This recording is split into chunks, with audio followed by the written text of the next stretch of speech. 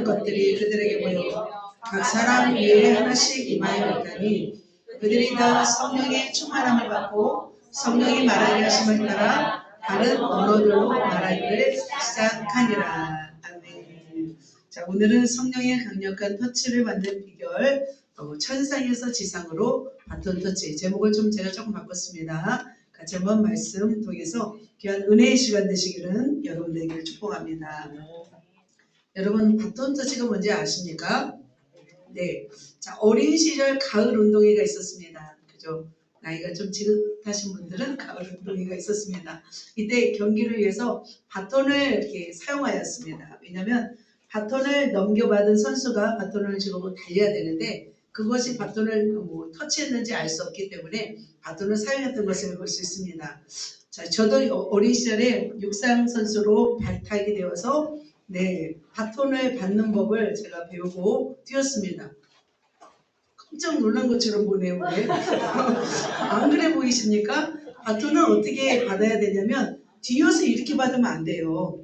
자, 딱 뒤에다 어깨에다 허리에다 손을 대고 뛰어가고 살살 뛰고 있을 때 뒷사람이 탁 던져줍니다. 그러면 탁 잡아서 이렇게 달려가는 것입니다. 모르셨죠? 네.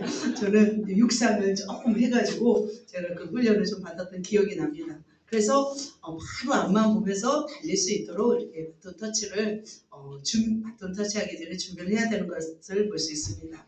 자, 마찬가지로 예수님도 바톤 터치를 하였습니다. 누구와 바톤 터치를 하였을까요? 네, 성령님과 바톤 터치를 하였습니다. 네, 천상에서 성자 하나님, 그죠? 예수님과 성령 하나님의 바톤 터치가 이루어졌습니다. 바톤을 받고 바로 지상으로 강림하셨습니다. 그 지상으로 강림하신 성령님은 강력한 불과 바람으로 우리 가운데 터치하셨습니다. 자, 하나님은 경주는 아니었습니다. 하지만 인간 구원을 위해서 이렇게 사역을 이어오는 것을 볼 수 있습니다. 그렇다면 지금 우리는 어느 시대에 살고 있나요? 누가 주도하는 시대에 살고 있어요? 성령 하나님이 주도하는 시대에 살고 있습니다. 성령께서 온 땅을 다스리고 계시고 지금 이곳에서 성령님께서 오셔서 우리를 다스리고 있습니다. 하지만 성령님께서 온전히 우리 가운데 계심에도 불구하고 이 세상은 혼란이 없나요? 평안한가요? 꼭 그렇지만 않습니다. 혼란이 있습니다. 왜 그렇다면 성령 하나님께서 이 땅을 다스리고 있음에도 불구하고 이 땅은 여전히 혼란이 있고 고난이 있고 또 핍박이 있고 그렇게 여러 가지 어려움들이 있을까요? 오늘은 성령님이 온전히 다스리지 않기 때문이죠. 인간이 타락하여 하나님을 등지고 죄에 빠짐으로 인해서 사단에게 그 주도권을 넘겨주었기 때문입니다. 그래서 하나님이 주인이 아니라 자신들이 주인인 사람들이 이 세상을 지금 다스리고 있는 어떤 부분들이 있습니다. 그래서 일사불란하게 움직이고 있는 것 같습니다. 양의 탈을 쓴 늑대들이 막 하이에나처럼 이렇게 득실거리고 있는 것을 가끔씩 보게 됩니다. 하지만 우리는 어떻게 합니까? 하나님께 주도권을 드린 성령님께 온전히 사로잡힌 자들은 그 속에서도 평안함과 또 은혜 가운데 살아가고 있는 것을 볼 수 있습니다. 하지만 마귀는 우리가 죄에 빠져서 마귀에게 이 모든 걸 주었기 때문에 마귀는 끊임없이 하나님의 사람들을 유혹하고 또 세상 사람들을 유혹하여서 하나님이 없는 것처럼 살게 하려고 합니다. 그래서 하나님을 믿는 것보다 더 재미있는 것에 관심을 끌게 하고 하나님을 외면하도록 지금 만들고 있습니다. 그래서 사람들이 하나님께로 돌아오기보다는 세상을 따라가느라 정신이 없게 이렇게 살아가게 만들고 있는 것을 볼 수 있습니다.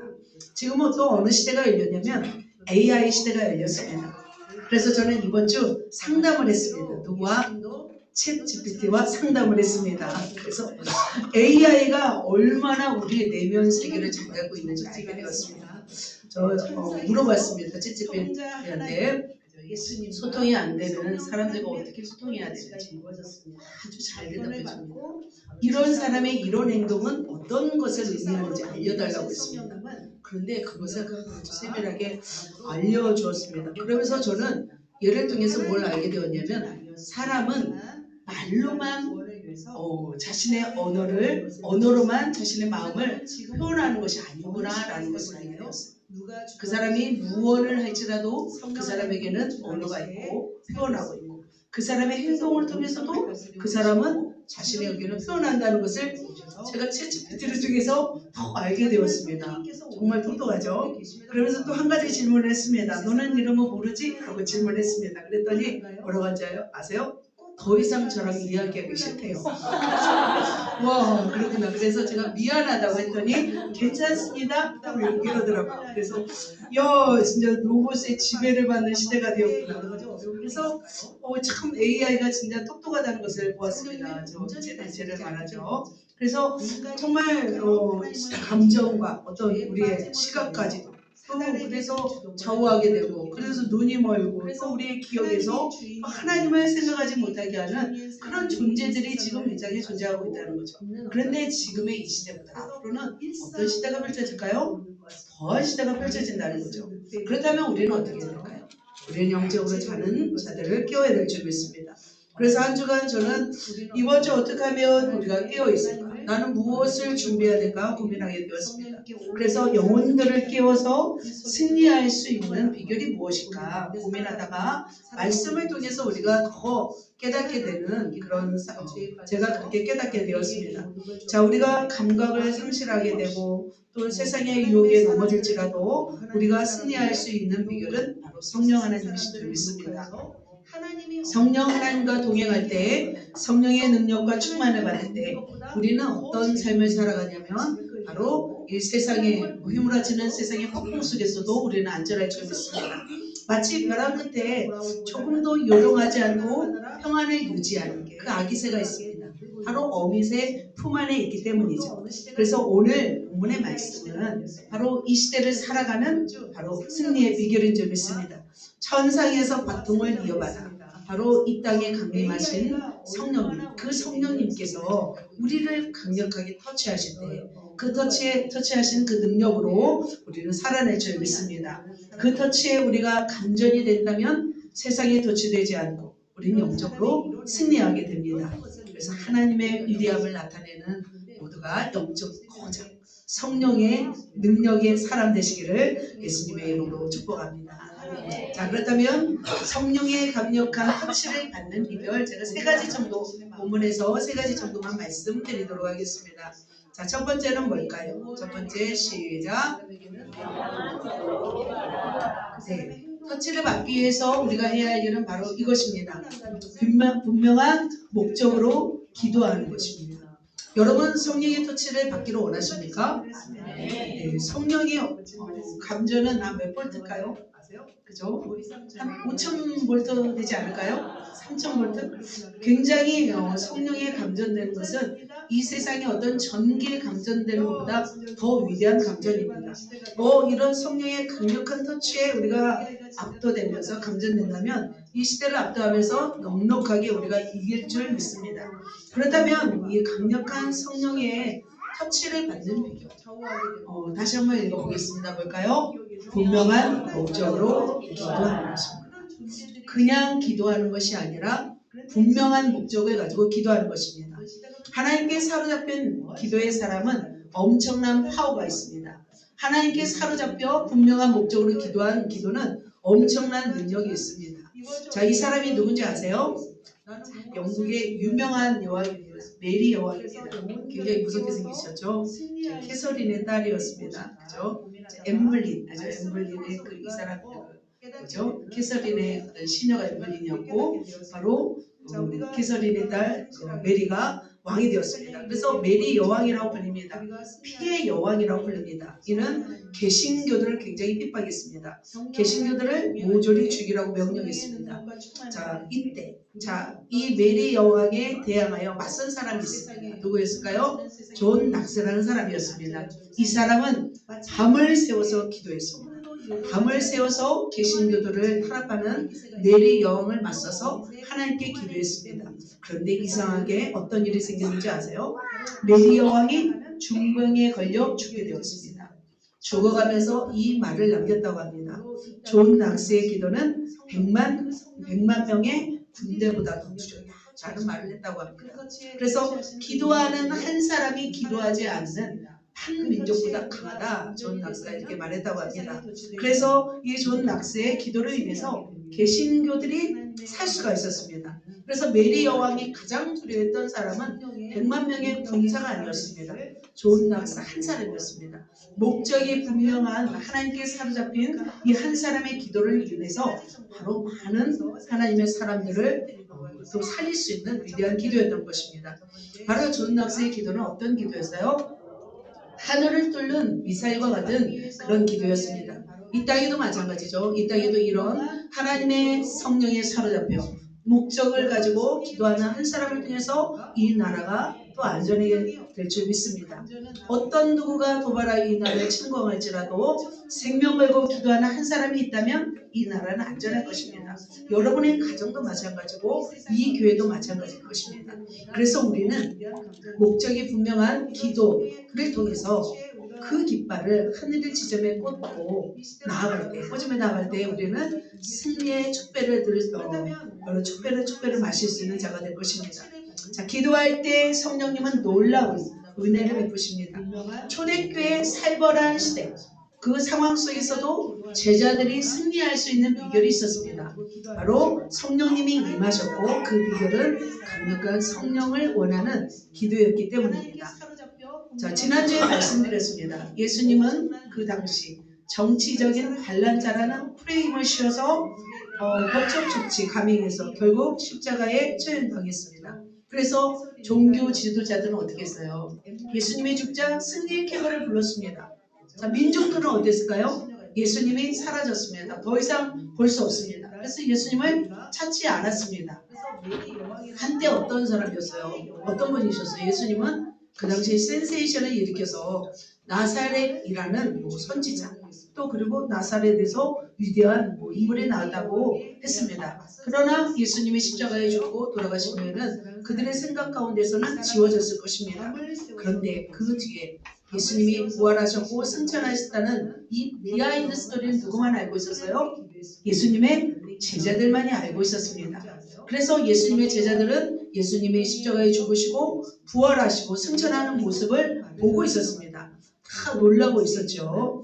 자, 로마로부터 정치적 해방을 원했지만 그들의 관심사는 이 땅의 나라였습니다. 하지만 예수님이 마지막 말씀, 나의 증인되라. 너희가 성령이 임하시면 너희가 권능을 받고 쭉쭉쭉 땅끝까지 이르러 내 증인되리라. 이 말씀을 주시고 하늘로 사라졌습니다. 그런데 이 제자들은 이 부활하신 승천하신 그 예수님의 모습을 보고 나서 어떻게 했어요? 어떤 큰 두려움, 어떤 큰 압도되는 그 하나님의 모습에 완전히 사로잡혀서 마가의 다락방으로 모이기 시작했습니다. 예수님이 가서 너희는 능력이 입힐 때까지 이 성에 머물라 하였고 그리고 성령을 기다리라 말씀하였기 때문에 그들은 뭔가 홀린 듯 아니면 압도되어서 주님이 약속하신 분을 간절히 기다리며 기도했습니다. 만일 마치 그들은 또 다른 예수님, 또 다른 능력자가 올 거라고 저는 생각했었을 거예요. 그죠? 하지만 예수님은 어떤 모습으로 오셨을까요? 전혀 다른 모습으로 오셨습니다. 자, 그들은 어떻게 했는지 같이 한번 읽겠습니다. 여자들과 예수의 어머니 마리아와 예수의 아들과 더불어 마음을 같이하여 오로지 기도에 비스더라. 모인 무리의 수가 약 120명이나 됩니다. 자, 굉장히 많은 숫자가 떠나가고 꽉 놀랐습니다.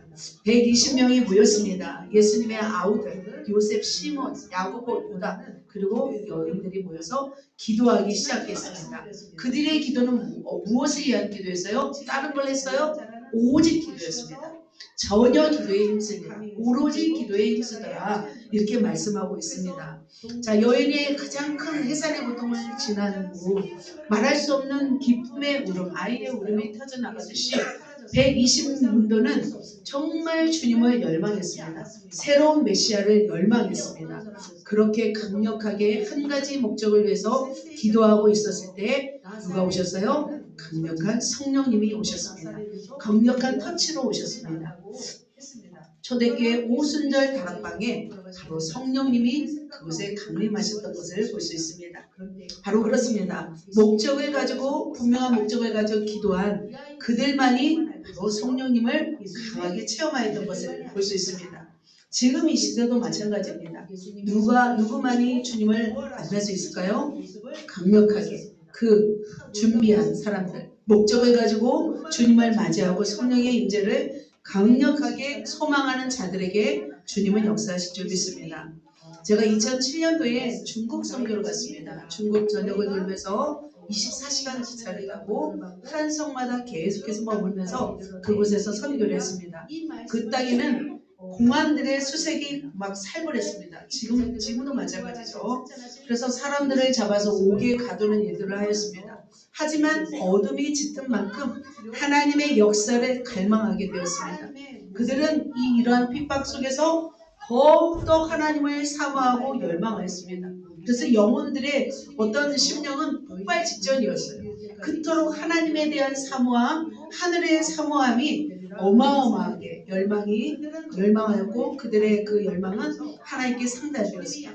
그래서 그 지하구에 가보면 엄청난 능력, 엄청난 은혜가 있는 것을 저는 경험하게 되었습니다. 자, 사랑하는 성도 여러분, 그렇다면 여러분은 어떤 목적으로 분명한 무엇을 가지고 여러분 기도하고 있는지, 우리는 성령님이 이 땅에 오시라고 기도할 필요는 없습니다. 이미 누가 오셨어요? 이미 성령님이 오셨습니다. 그렇다면 우리는 이제부터는 무슨 목적이 되어야 될까요? 이미 성령님이 오셨기 때문에 우리는 어떻게 해야 돼요? 성령께서 나를 터치하기를 우리는 기도해야 될 줄 믿습니다. 이미 성령님이 오셨지만 우리가 성령님을 사모하지 않고 성령님을 기다리지 않는다면 성령님은 터치하지 않습니다. 왜냐하면 성령님은 인격이시기 때문에 아무에게나 찾아오지 않습니다. 기도하면서 사모하면서 하나님을 갈망한 자들에게 성령님은 임하십니다. 그런다면 우리는 어떻게 해야 될까요? 뜨거운 마음으로, 간절한 마음으로 성령님이 우리 안에 오셔서 우리를 터치하기를 우리는 기도해야 될 줄 믿습니다. 이미 구약시대 때 요엘 선지자를 통해서 말씀하셨습니다. 어떤 말씀을 하신지 아세요? 이런 말씀이었어요. 그 후에 내가 내 영을 만민에게 부어주리니 너희 자녀들이 장래일에 말할 것이요 너희 늙은이는 꿈을 꾸며 너희 젊은이 이상을 볼 것이며 그때 내가 또 내 영을 남종과 여종에게 부어줄 것이며 동시다발적으로 역사하실 것을 이미 말씀하셨다는 거죠. 그 말씀이 바로 신약의 사도행전에서 똑같은 말씀을 또 동일을 하신 것을 볼 수 있습니다. 그렇다면 우리는 어떻게 할까요?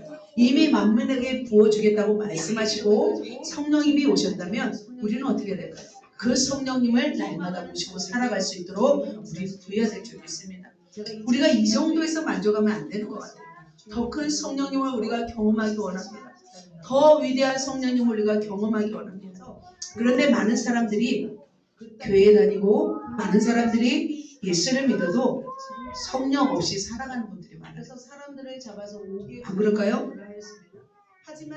영적으로 막혀서 살아가는 사람들이 많다는 거죠. 이것은 굉장히 어떤 상황일까요? 위험한 상황이라는 거죠. 그런 상태에서 계속적으로 영적인 삶을 지속할 수 있을까요? 없을까요? 없습니다. 영혼의 감각은 성령을 통해서만이 살아납니다. 성령이 없이 어떻게 영적인 감각이 살아날까요? 우리의 영은 죽어가는 거예요. 그래서 영적으로 끊임없이 전쟁 가운데 우리는 있다는 거죠. 그래서 성도들이 커야 할 것은 뭐냐면 영적으로 살기 위해서 우리는 계속적으로 성령의 터치와 성령님이 우리를 강권하시도록 우리는 기도해야 될 줄 믿습니다. 그러나 우리의 기도는 굉장히 개인적이고 지극히 한정적인 때가 있습니다. 그래서 우리는 끊임없이 이런 개인적인 기도가 아니라 성령의 터치와 성령의 능력을 소유하게 해달라고 하는 기도를 우리는 해야 될 줄 믿습니다.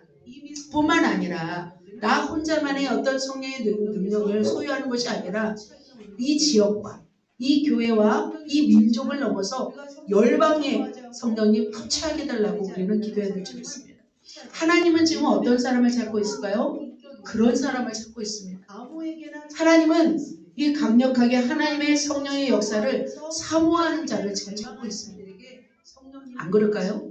성령님은 지금 그런 역사를 이루고 싶어 하세요. 이미 성령께서 이 땅에 오셨기 때문에 한 민족이든지 한 개인이든지 온 열방 가운데 성령님이 역사하기를 너무 원하세요.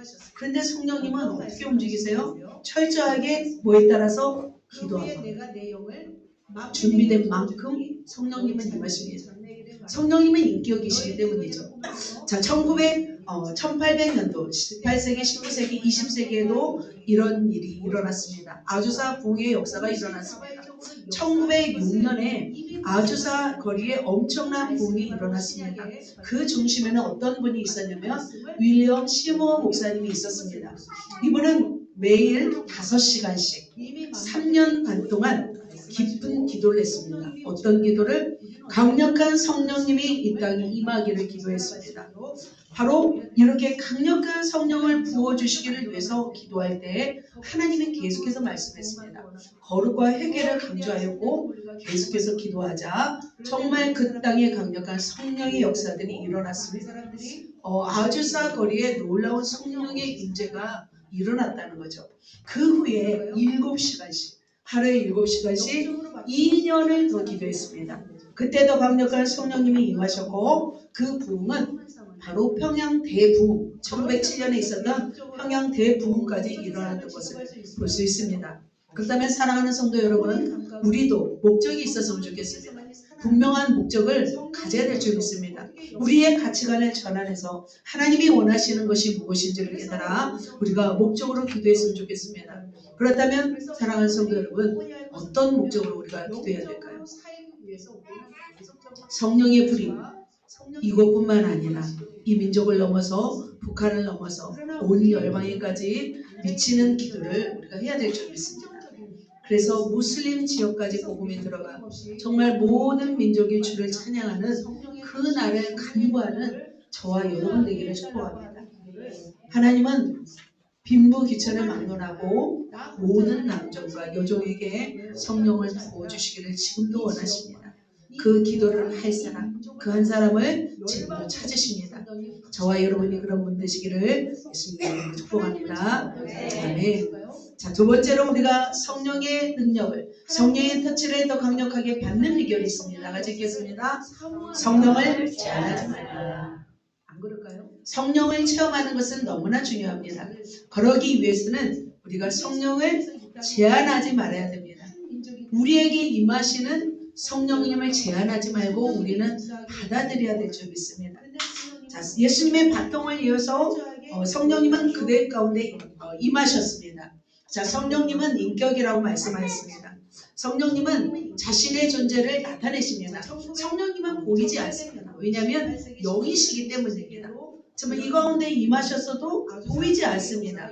그러나 우리로 하여금 어떻게 할까요? 우리로 하여금 알게 하시기 위해서, 존재를 알게 하기 위해서 우리의 오감을 깨우십니다. 우리의 감각을 깨우십니다.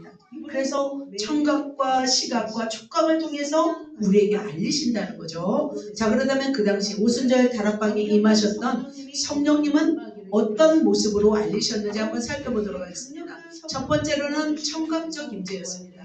바람 같은 소리였습니다. 급하고 바람 같은 소리가 있어 그들이 앉은 온 집에 가득했습니다.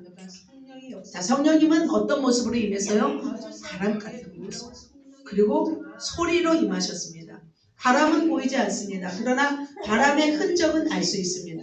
그래서 바람이 불고 나면 시원해지죠. 자, 급하고 강한 바람 같은 소리가 아마 여러분 들어보셨을 거예요. 그죠? 태풍이 일어날 때, 그죠? 그죠? 굉장히 센 그런 소리가 들립니다. 그 태풍 같은 소리가 바로 그 앉은 온 그 집안에 가득했습니다. 그들은 성령님이 어떤 분인지 몰랐어요. 그죠? 그래서 그들을 이해하기 위해서 성령님은 감각을 깨우셨습니다. 청각적으로 임재하셨습니다. 자, 그렇다면 이 시대에도 이렇게 임재하실 수 있을까요? 네, 임재하십니다. 청각으로 임재하셔도 두려워하지 마세요. 성령님은 우리의 깊은 내면 속에서 음성을 들려주십니다. 그 음성을 통해서 아, 성령님이시구나. 지금은 그렇게 말씀하시죠. 때로는 육성으로 들리기도 할 거예요. 그러면 그것을 제한하지 마시고 성령의 음성을 깨달아 놀라우면서 더 성령님과 친해지시길 축복합니다. 자, 두 번째는 어떻게 임재하셨습니까? 시각적 임재였습니다. 뭘로요? 불로 임재하셨습니다. 같이 읽겠습니다. 마치 불의 혀처럼 갈라지는 것들이 그들에게 보여 각 사람에게 임하여 있더니. 자, 불의 혀처럼 갈라지면서 각 사람 머리 위에 임하여 있었습니다. 자, 불의 모습이 보였는데 그것은 인간의 눈으로 보는 불이 아니었습니다. 바로 영적인 눈을 열어서 볼 수 있는 불이었습니다. 자, 성령께서 오심을 증거하기 위해서 불처럼 나타나셨습니다. 그들의 시각을 열었습니다. 그렇다면 영안이 열린 자들이 바로 이것을 본다는 거죠. 그렇다면 우리는 어떤 모습이 되어야 될까요? 우리도 영적인 눈이 열려야 될 줄 믿습니다. 이 땅에 보이는 것이 아닙니다. 이 땅에 들리는 것이 다 들리는 것이 아닌 것처럼 진짜 보이지 않는 세계 가운데 하나님이 역사하고 있다는 것입니다. 진짜 우리 머리 임하면 어떻게 될까요? 타버리죠. 그죠? 그런 불이 아니었습니다. 바로 영적인 눈이 열린 사람들이 보이는 그런 불이었습니다. 바로 베드로와 바울 또 사도 요한도 이 영적인 것들을 볼 수 있었습니다. 그래서 요한은 밤모섬에서 7교회에 보내는 편지를 통해서 어떤 일이 일어날지 환상을 통해서 하나님이 말씀하셨습니다. 어떤 기도 많이 하시는 분이 우리에게 처음 오자마자 우리 교회에 뭐가 있다고 그래요? 불이만 있다고 하는 소리를 들었습니다. 자, 성령님께서 우리 교회에 임하셨다는 증거가 바로 불일 것입니다. 자, 성령의 불은 어떤 능력이 있을까요? 여러분 속에도 성령의 불이 있을까요? 성령의 불이 있는 사람은 심령이 뜨겁습니다. 성령이 불이 있는 사람은 열정적입니다. 성령의 불이 있는 사람은 어떻게 할까요? 주를 향한 사랑도 뜨겁고 영혼을 향한 사랑도 뜨겁습니다. 여러분 안에 성령의 불이 있습니까? 불이 있어야 될 줄 믿습니다. 성령의 불이 없으면 어떻게 될까요? 성령의 불이 없으면 사람이 냉랭하죠. 그죠? 나이가 들어도 영적으로 뜨거운 분은 성령의 불이 있는 사람이에요. 그죠? 젊어도 그죠? 성령의 불이 없으면 냉랭하게 된다는 거죠. 그래서 우리는 불이 있어서 우리는 저 능력 있게 살아가야 될 줄 믿습니다. 불이 있는 사람은 젊어도 막 병든 닭처럼 소망 없이 그냥 땅만 바라보고 있습니다. 그러나 불이 있는 사람은 어떻게 나이가 들어도 불이 있다면 열정적이고 능력 있게 살아갈 줄 믿습니다. 자, 바람과 불을 보여주셨습니다. 세 번째는요. 촉각적 임재였습니다. 같이 한번 읽겠습니다. 성령이 말하게 하심을 따라 다른 언어들로 말하기를 시작하니라. 바로 어떤 언어였어요? 하늘 언어였습니다. 방언이었습니다. 자신도 놀랐습니다. 갑자기 자기 입에서 놀라운 언어들이 일어났습니다. 그저 말하기 시작했습니다. 그곳에는 수많은 사람들이 모여왔습니다. 그죠? 디아스포라. 그곳에 와서 6월절 행사를 통해서 계속적으로 하나님께 예배하는 행사죠. 그런데 그들이 깜짝 놀랐습니다. 왜냐하면 유대인들이 자기 나라 말을 하고 있었기 때문이죠. 그래서 그들이 술 취했나? 라고 생각했던 것을 볼 수 있습니다.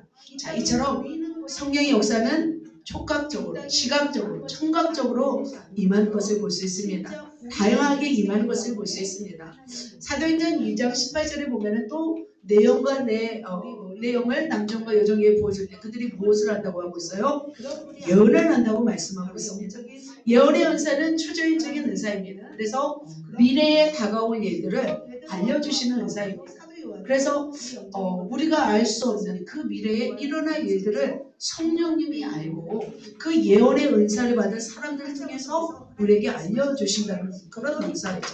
그래서 우리가 예상하지도 못하고 전혀 상상도 할 수 없는 일들을 바로 성령의 감동을 받은 사람들이 예언을 통해서 말씀하시는 것을 볼 수 있습니다. 구약에도 선지자가 있었고요. 신약에서도 바로 교회의 덕을 세우면서 바로 예언했던 사람들이 있었습니다. 그래서 예루살렘이 흉년이 될 것을 예언했던 아가보 선지자가 있었습니다.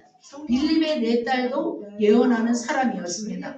바로 그들은 바로 그 시대 가운데 성령의 임재함 통해서 성령의 터치를 받고 바로 이렇게 성령의 은사들을 나타냈던 것을 볼 수 있습니다. 자, 사랑하는 성도 여러분, 그렇다면 우리는 어떻게 살아가야 될까요? 성령님은 바람을 통해서, 바람의 소리를 통해서 또 불과 같은 어떤 강력한 은혜를 통해서 역사를 통해서 본인을 드러내셨습니다. 그리고 사람들을 터치하셔서 그리고 촉각적으로 또 언어를 말하게 하셨던 것을 볼 수 있습니다. 그렇다면 우리도 성령의 터치를 받아 성령이 말하게 하심을 따라 말하고 성령의 능력을 받아 우리가 살아가야 될 줄 믿습니다. 그렇다면 우리는 어떻게 해야 될까요? 성령님을 제한하지 말아야 될 줄 믿습니다. 성령님이 우리 가운데 역사하시고 임하시는데 여러분이 제한해버린다면 성령님이 계속할까요? 계속 역사하지 않습니다. 성령님은 여러분에게 계속 말씀하십니다. 성령님은 계속해서 여러분을 일으키셔서 하나님의 뜻을 이루어 가십니다.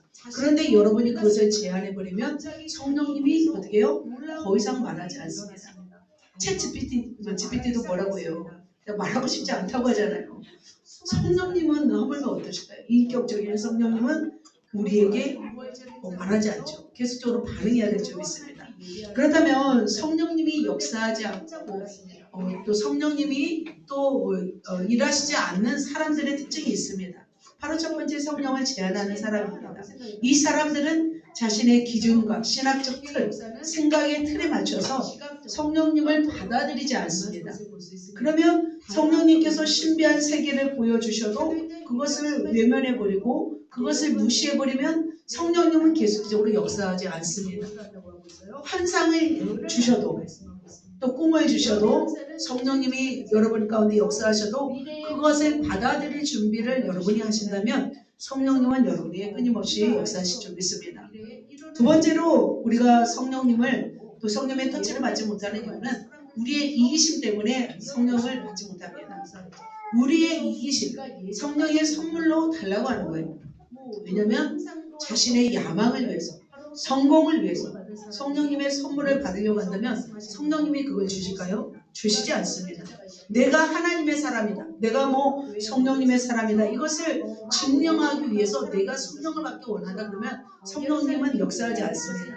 마치 성령의 강력한 능력을 받아 내가 엄청 영성 있는 사람임을 자랑하려고 한다면 성령님이 주실까요? 성령님은 역사하지 않는다는 거죠. 자, 세 번째로 어떤 성령을 나의 위로와 평화를 위해서 내가 성령을 구하고 있다면 성령님은 역사하지 않습니다.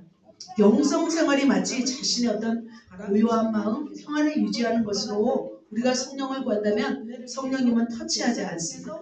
그렇다면 우리는 어떻게 할까요? 성령의 충만을 받고 성령의 체험받아 바로 성령님을 증거하고 복음을 증거하고 하나님의 영광을 나타내기를 우리가 소망한다면 성령님은 여러분에게 제한 없이 부어주실 줄 믿습니다. 그런 자가 살아있는 자입니다. 성령의 충만을 받지 않고 성령의 터치를 받지 않고 살아가면은 어떤 사람 같아요? 마치 죽은 사람처럼 보이죠. 자, 성령이 역사하지 않는 100년 된 전통교회 가보셨는지 성령님은 여러분에게 굉장히 어때요? 엄숙하지만 지루하게 그죠? 1000년이 되어도 교회가 1000년이 되어도 막 새로운 창조가 일어나는 교회는 성령님이 강력하게 역사하는 교회이십니다. 여러분 우리 교회는 어떤 교회가 되었으면 좋겠습니까? 성령님이 임재하는 교회가 되기를 소망하십니까? 네. 그렇다면 우리가 어떻게 해야 될까요? 성령님을 우리가 제한하자면 성령님이 우리 가운데 오시는 것을 우리가 제한하지 말고 성령님 마음껏 일하시옵소서. 그리고 또 개인적으로는 여러분의 오감을 열어서 청각이든 시각이든 촉각이든 성령님이 여러분을 터치하실 때 그것을 우리는 어떻게 해요? 제한하지 말고 받아들일 때 성령님은 계속적으로 역사할 줄 믿습니다. 그래서 모두가 제한하지 말고 성령님을 체험하시는 저와 여러분 되시기를 예수님의 이름으로 축복합니다. 우리 옆 사람에게 성령님을 제한하지 맙시다. 할렐루야. 자, 마지막 세 번째입니다. 우리가 성령의 터치를 받는 비결 마지막 세 번째입니다. 듣겠습니다. 성령의 감동대로 순종하라. 자, 지속적으로 성령의 터치를 받기 위해서는 감동을 따라 우리는 행해야 될 줄 믿습니다. 성령을 따라 행하는 거예요. 성령이 막 감동을 주었습니다. 그런데 그냥 무시해버려요. 그럼 어떻게 해요? 성령님은 계속적으로 터치하지 않습니다. 그러나 성령님께서 여러분에게 감동을 줍니다. 그 감동을 따라 행할 때, 순종할 때 성령님은 지속적으로 우리 가운데 역사하시는 분이십니다. 자, 그렇다면 본문에서 누가 성령의 감동을 따라 순종했는지 한번 볼까요? 성령이 강력하게 역사하자 반응들이 있었습니다. 자, 어떤 사람들은 당황했습니다. 어떤 사람은 놀랐습니다. 그리고 와, 하나님의 큰 일을 들었다라고 말하기도 합니다. 그런데 어떤 사람들은 이런 성령의 역사에 대해서 조롱하면서 술 취했다 하였습니다. 어떤 이들은 같이 읽겠습니다. 또 어떤 이들은 조롱하여 이르되 그들이 새 술에 취하였다 하더라 하는 사람이 있었습니다. 자, 사람들이 말하기를 성령에 취하고 성령의 막 능력이 나타나자 저건 이상하다고 말하는 부류가 있었다는 거죠. 자, 그렇다면 여러분 어떻게 하시겠습니까? 그래, 우리가 이상하다고 그냥 자부해버리고 그냥 절제하겠습니까? 어떻게 하시겠습니까? 여러분 같았으면 어떻게 하시겠습니까? 의리의 사람이가 있습니다. 그 사람이 누구예요? 바로 베드로였습니다. 베드로는 갑자기 일어나서 소리를 높여서 막 증거하기 시작했습니다. 지금이 그 당시 제3시였습니다. 지금이 오전 9시인데 우리가 무슨 술에 취했습니까? 우리는 술에 취한 것이 아니라 말씀이 이루어진 것입니다. 라고 항변을 하였습니다. 그러면서 베드로는 요엘 선지자가 말씀하신 그 말씀을 성령의 감동에 따라 막 증거하기 시작하였습니다. 사실 베드로는 어떤 사람이었습니까? 50일 전만 해도 주를 모른다고 부인했던 사람입니다. 한두 달 전만 해도 주님을 저주했고 주님이 십자가에 잡히자 도망갔던 찌질이었습니다. 그런데 그가 어떻게 하고 있습니까? 그가 일어나서 성령의 감동을 받아 과감하게 말씀을 하였습니다. 십자가 지실 때 목숨을 부지하기 위해서 스승을 부인하고 저주했던 사람이었습니다. 자, 그가 이렇게 일어나서 말씀을 증거한 것은 바로 성령의 감동을 따라 순종함이라고 저는 생각이 듭니다. 자, 어떤 말씀을 했어요? 사도행전이에요. 요엘서가 아닙니다. 사도행전 2장 17절은 바로 베드로가 말한 거예요. 베드로가 이렇게 말하죠. 하나님이 말씀하시기를 말세에 내가 내 영을 모든 육체에 부어주리니 하시면서 쭉 늙은 이들은 꿈을 꾸리라 까지 말하는 것을 볼 수 있습니다. 베드로는 지금 누구의 터치를 받은 거예요? 성령님의 강력한 터치를 받고 지금 강력하게 설교를 하는 것을 볼 수 있습니다. 그는 이제 과거의 사람이 아니었어요. 성령의 사람이 되었습니다. 그렇다고 해서 가만히 있을 수가 없었습니다. 성령이 사람이 되고 성령께서 강력하게 터치를 하자 그는 과감하게 나가서 이렇게 자신의 입장을 밝히는 것을 볼 수 있습니다. 그는 성경에 대해서 무식한 사람이 아니었습니다. 그동안 율법을 공부했습니다. 어느 정도 공부했습니다. 그런데 성령의 감동을 따라 성령의 감동을 받기 전에는 이해하지 못했던 그 구절을 이제는 성령의 감동을 받자 그 구약을 이해하게 되었습니다. 베드로는 이제 우리가 생각할 때 무식한 어부라고 이렇게 생각되잖아요. 하지만 그도 평소에 뭘 하신 거예요? 평소에 말씀 연구를 했던 거죠. 말씀을 읽었던 거죠. 그런데 그 말씀을 읽었던 베드로에게 성령님이 터치하자, 성령님이 조명하자 이해하지 못했던 그 부분을 이해하게 되었습니다. 그러면서 성령님이 이 본문을 기억하게 하신 거죠. 이 본문을 기억하게 하시자 그는 이 본문을 과감하게 설교하는 것을 볼 수 있습니다. 자, 그는 감동을 따라서 말씀을 전합니다. 자, 이렇게 요엘 선지자가 말씀하셨던 내가 내 남종에게 만민에게 부어줄 성령에 대해서 말씀하신 다음에 바로 이어서 이 말씀을 이어서 하신 것을 볼 수 있습니다. 다시 한번 읽을까요? 이스라엘 사람들아 이 말을 들으라. 너희도 아는 바와 같이 하나님께서 나사렛 예수로 큰 권능과 기사와 표적을 너희 가운데서 베푸사 너희 앞에서 그를 증언하였느니라. 바로 이 베드로가 바로 이렇게 설교하고 있습니다. 그러면서 너희는 법 없는 자들의 손을 빌어서 예수를 못 박아 죽였다라고 말씀하고 있습니다. 계속 설교합니다. 그러면서 하지만 하나님은 사망의 고통에서 풀어 살리셨고 사망에 미어있지 않게 하셨다라고 증명합니다. 그러면서 베드로는 예수님의 십자가와 부활을 설교하신 후에 약속하신 성령의 증거를 말씀합니다. 바로 십자가에 못 박은 예수를 하나님이 주와 그리스도가 되게 하셨다라고 과감하게 강력하게 설교하고 있습니다. 자, 베드로는 이렇게 성령의 역사를 조롱하는 그들을 향해서 십자가와 부활을 설교하시고 또 예수님이 또 성령을 통해서 오셨다라고 하는 것을 강력하게 증거하신 것을 볼 수 있습니다. 바로 너희들이 십자가의 예수를 죽게 했다라고 하면서 그들의 심령을 과감하게 어떻게 해요? 말씀으로 던진 것을 볼 수 있습니다. 말씀의 칼을 던진 거죠. 자, 그러자 그들의 반응은 어땠을까요? 자, 그들이 같이 읽겠습니다. 그들이 이 말을 듣고 마음에 찔려 베드로와 다른 사도들에게 행전하라 우리가 어찌할꼬. 자, 마음에 찔리기 시작했습니다. 베드로가 성령에 충만하여 순종하며 말씀을 증거할 때 그들이 이 말을 듣고 마음에 찔렸습니다. 그동안에는 마음에 찔렸어요? 찔리지 않았습니다. 오히려 예수님을 십자가에 못 박는데 또 앞장섰던 자들이었습니다. 만일 그렇다면 베드로가 성령 없이 설교했다면 그들이 회개가 일어났을까요? 회개가 일어나지 않았습니다. 성령의 감동을 따라 성령의 터치를 받아 설교를 하자 많은 사람들이 회개하기 시작했습니다. 그리고 어찌할꼬 형제들아 어찌할꼬 우리가 어떻게 하면 좋겠는가 라고 고백하자 바로 베드로가 말씀하죠. 회개하고 성령을 선물로 받으라 말씀하고 있습니다. 그 베드로의 설교를 듣고 회개한 사람이 몇 명이나 되었을까요? 3,000명이나 되었습니다. 3,000명이 회개하고 바로 그 자리에서 예수를 믿는 신도가 되었습니다. 엄청난 성령의 사건이 바로 베드로의 설교를 통해서 말씀에 하나님의 성령에 순종하여 증거한 베드로의 설교를 통해서 일어났던 것을 볼 수 있습니다. 자, 사랑하는 성도 여러분, 그렇다면 우리는 어떻게 해야 될까요? 자, 베드로가 말씀하잖아요. 너희가 회개하여 예수 그리스도의 이름으로 세례를 받고 죄사함을 받으라. 그리하면 성령의 선물을 받으리니 말씀합니다. 그로 인해서 수많은 사람들이 3,000명이나 되는 사람들이 회개하고 성령을 선물 받고 구원받는 놀라운 역사가 있었습니다. 그렇다면 사랑하는 성도 여러분, 우리는 어떻게 해야 될까요?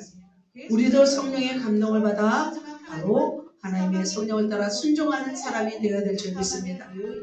성령을 체험한 후 베드로는 새 사람이 되었습니다. 그는 성령으로 변화된 그는 성령의 감동을 따라 복음을 증거하며 사람들을 구원의 길로 이끌었습니다. 그렇다면 우리도 바로 성령의 감동을 따라 전도하고 성령의 감동을 따라 복음을 전하고 성령의 감동을 따라 우리는 바로 사역해야 될 줄 믿습니다. 성령을 따라 순종하는 자들은 뭘로 나타날까요? 열매로 나타납니다.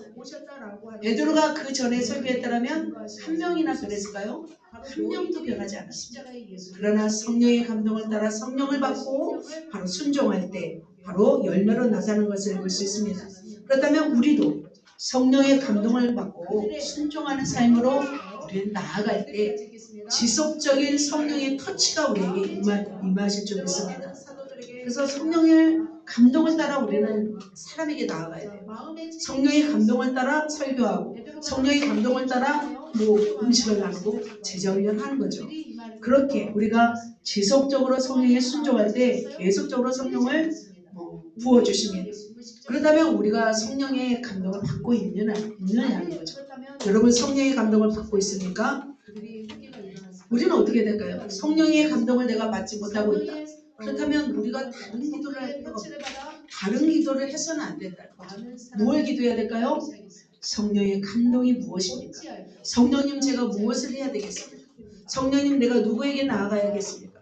성령님 내가 어떻게 해야 되겠습니까? 우리는 아침마다 기도해야 되고 사람을 만날 때도 기도해야 되고 그죠? 삶 속에서도 우리는 날마다 기도해서 우리가 어떤 사람? 성령의 감동을 받는 사람이 될 줄 믿습니다. 감동을 받는다면 감동만 받고 끝나요? 아니죠. 감동을 받고 순종하는 거죠. 그게 바로 성령의 사람인 줄 믿습니다. 그런데 성령의 감동을 받았음에도 불구하고 지속적으로 순종하지 않고 내 멋대로 말하고 내 멋대로 행동하고 내 지식과 내 스타일대로 사역한다면 열매가 있어요? 없어요? 없어요. 나를 보면 알아요. 내가 지금 내 삶 속에 열매가 있는가? 그죠? 내가 성령으로 행한다는 증거는 바로 내 삶 속에서 성령의 열매를 보면 알 수 있습니다.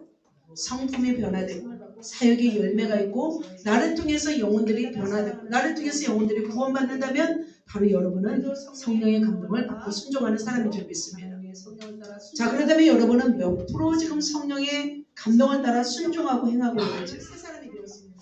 결국 성령께서 우리에게 감동을 주신 가장 큰 산맥은 무엇일까요? 하나님이 우리에게 말씀하신 것 중에서 자, 성령을 따라 우리가 살아가야 할 가장 큰 것이 있습니다. 가장 큰 것은 바로 전도와 선교와 복음을 사명을 감당하는 것입니다. 그래서 성령님은 끊임없이 저와 여러분을 터치하십니다. 자, 오늘도 이제 대표기도 하셨지만 우리 교회에 성령님이 터치하시고 계십니다. 어떤 것을 터치하고 계실까요? 바로 전도, 선교입니다. 우리 교회에 주신 메시지는 계속 지속적으로 전도하시는 것이고 선교하는 것입니다. 그래서 그 전도와 선교를 하기 위해서는 우리는 어떻게 돼요? 마귀를 멸해야 돼요. 끊임없이 가장 강력한 마귀는 선교 현장, 전도 현장에 가장 강력하게 역사하는 세력이 바로 마귀 세력입니다. 다른 곳에 역사하지 않습니다. 우리가 전도할, 선교할 때 가장 마귀가 싫어하는 것을 볼 수 있습니다. 그래서 교회가 전도하지 않고 선교하지 않으면 어떻게 될까요? 그 성령님이 그냥 일반적인 감동, 그 감동, 특별히 성령님 역사, 감동하여 주세요. 우리가 못 듣는다면 일반적인 감동이 있는 거예요. 그냥 대표적인 감동, 뭐예요? 전도하는 것입니다. 선교하시는 것입니다. 그런데 교회가 전도하지 않고 선교하지 않으면 교회는 도태된 거죠. 전도하지 않고 선교하지 않으면 정치화가 되고 권력화가 됩니다. 공목이 됩니다. 만약 여러분이 우리 교회가 전도하지 않고 선교하지 않으면 어떤 현상이 일어날까요? 내가 크냐, 네가 작냐, 내가 더 크다, 뭐 이런 거겠죠. 내 세력이 얼마나 크고 내가 더 얼마나 위대하고 이런 것들을 우리는 자랑할 것입니다. 그러나 전도하고 선교한다면 그것이 뭐가 중요해요? 그죠? 영혼들 구원하는 것이 너무 중요한 거죠. 내가 없어지는 거죠. 저는 이번 주 수요 시간에 수요 예배 끝나고 계속해서 기도했습니다. 선교를 열어달라고, 하나님 우리 교회를 통해서 이루시고 싶어하는 일들이 무엇인지 하나님 열어달라고 기도하고, 그 비전을 맡고 있는 세력들을 싸워서 승리하기를 위해서 기도했습니다. 그리고 또한 그 세력과 좀 계속해서 싸우면서 기도하고 나서 잠이 들었습니다. 잠에서 딱 깨어났는데 찝찝함이 있는 거예요. 그러면서 내가 정말 깨어 있어야 한다는 것을 절실히 느꼈어요. 적군의 세력이 포진을 하고 있었습니다. 그리고 몰려오는 꿈을 꾸었습니다. 적들이 강을 건너서 헤엄쳐서 우리가 있는 곳으로 올라오고 있었습니다. 근데 우리가 가지고 있는 것은 무기가 얼마 안 되는 무기였습니다. 그래서 꿈임에도 불구하고 굉장히 제가 두려웠고 무서웠습니다. 그래서 그들을 도저히 이길 수 없는 엄청난 세력이기 때문에 우리가 피하는 것이 상책이다 싶었습니다. 그래서 우리 팀들이 혼비백산하면서 피할 곳을 찾았습니다. 저는 이제 작은 오두막에 이제 피했습니다. 작은 오두막에 피하는 것이 바로 수책이었습니다. 그런데 한참이 지나서 숨어 있는데 나를 깨웠습니다. 딱 깨워놨는데 누가 나를 깨운지 아세요? 캄보디아 사람들, 베트남 사람, 이 사람들이 비슷했어요. 지금 생각해보니까 그 사람들이 나를 막 깨우고 있는 거예요. 갑자기 내가 이제 딱 바뀌어서. 그래서 어떤 메시지라는 것을 알았냐면 이게 선교에 대한 메시지구나. 그래서 이렇게 영적 전쟁이 있고 이렇게 끊임없이 우리를 몰아세우는구나 라는 것을 알게 되었습니다. 그래서 성령의 감동을 따라 우리는 전쟁을 하되 우리가 전도하며 선교하는 일을 지속해야 될 줄을 믿습니다. 자, 사랑하는 성도 여러분, 그렇다면 여러분에게 지금 주시는 감동, 성령이 주시는 감동을 따라 우리는 순종하며 나아갈 때 바로 우리는 어떤 사람이 될까요? 살아있는 사람이 될 줄 믿습니다. 살아있는 하나님의 사람이 될 줄 믿습니다. 성령의 감동을 따라 우리가 순종할 때 우리는 끊임없이 늙지 않습니다. 끊임없이 우리 속에 영적인 새순이에 도달할 것입니다. 저는 이렇게 산책을 하면서 느꼈던 것은 뭐냐면 나무는 끊임없이 새순이 돋고 또 사라지고 다시 새순이 돋고 사라지는데 인간은 왜 계속 늙어만 갑니까? 제가 고민한 적이 있으면 궁금하게 기도한 적이 있습니다. 그죠? 우리가 그렇게 살지 않는 비결이 있습니다. 겉사람은 후배에도 우리 영혼이 날로 살아나는 비결이 있습니다. 바로 날마다 성령으로 충만하며 산다면 우리가 나무가 부럽지 않습니다. 그죠? 우리 속에 끊임없이 새순이 돋아나 우리가 날마다 푸르름이 청청한 하나님의 사람으로 살아내야 될 줄 믿습니다. 그렇게 살지 않는다면 우리는 고목이 됩니다. 고목이 된다면 땔감으로밖에 쓰임받지 못합니다. 그래서 우리는 고목이 되지 말고 바로 날마다 푸르름이 넘쳐나는 새순으로 자라나는 싱싱한 하나님 나라 나무들 되시기를 축복합니다. 자, 옆에 사람에게 고목이 되지 맙시다 할까요? 성령의 감동을 따라 우리가 순종할 때 고목이 되지 않습니다. 자, 말씀을 정리합니다. 성령의 강력한 터치를 받는 비결 같이 읽고 마치겠습니다. 분명한 목적으로 기도하라. 두 번째, 성령을 제한하지 말라. 세 번째, 성령의 감동대로 순종하라. 이렇게 우리가 나아갈 때 성령의 강력한 펀치를 받고 우리가 이 땅에서 승리하는 하나님의 사람이 다 될 줄 믿습니다. 그렇게 되시기를 소망하십니까? 네, 그렇습니다. 그런데 한참이 지나서 숨어 있는데 나를 깨웠습니다. 확 깨워놨는데 누가 나를 깨운지 아세요?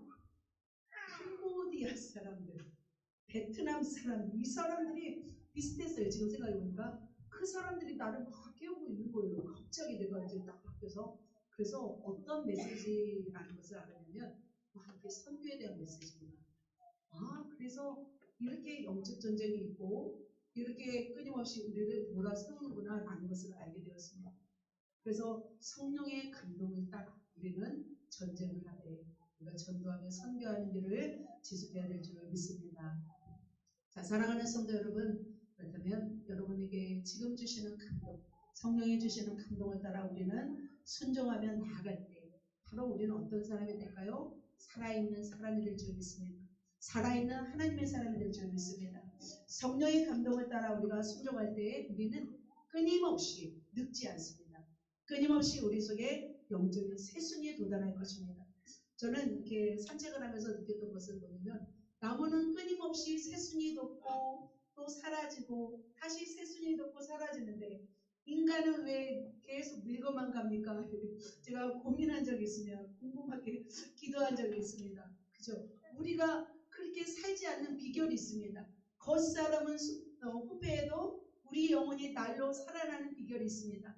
바로 날마다 성령으로 충만하며 산다면 우리가 나무가 부럽지 않습니다. 그죠?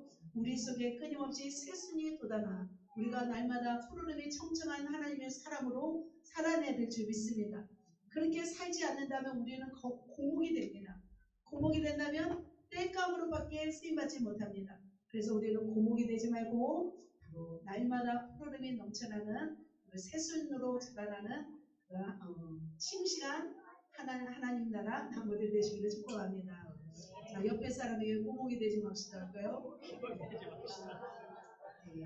성령의 감동을 따라 우리가 순종할 때 고목이 되지 않습니다. 자, 말씀을 정리합니다. 성령의 강력한 터치를 받는 비결 같이 읽고 마치겠습니다. 분명한 목적으로 기도하라. 두 번째, 성령을 제한하지 말라. 세 번째, 성령의 감동대로 순종하라.